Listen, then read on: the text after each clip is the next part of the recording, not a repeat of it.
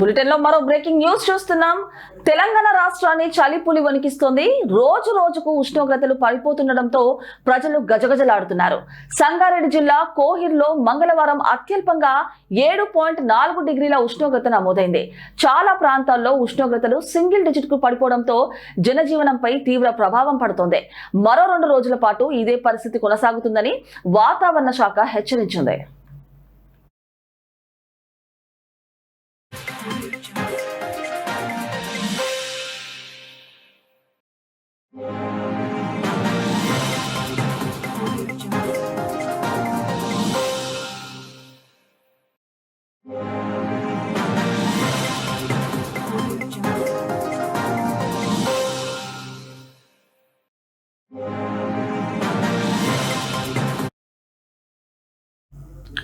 వివిధ జిల్లాల్లో చలి తీవ్రత అధికంగా ఉంది.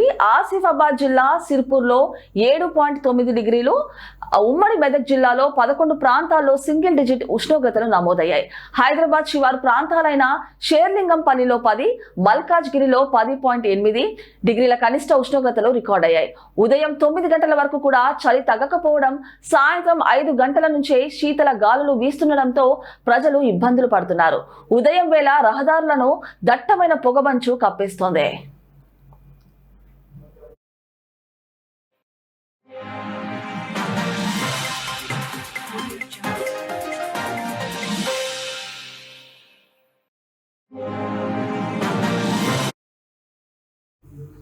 ఈ నేపథ్యంలో హైదరాబాద్ వాతావరణ కేంద్రం కీలక హెచ్చరిక జారీ చేసింది.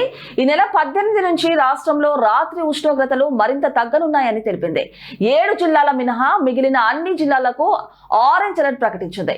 ఈ ప్రాంతాల్లో రాత్రి ఉష్ణోగ్రతలు 6 నుంచి 10 డిగ్రీల మధ్య నమోదయ్యే అవకాశం ఉందని పేర్కొంది.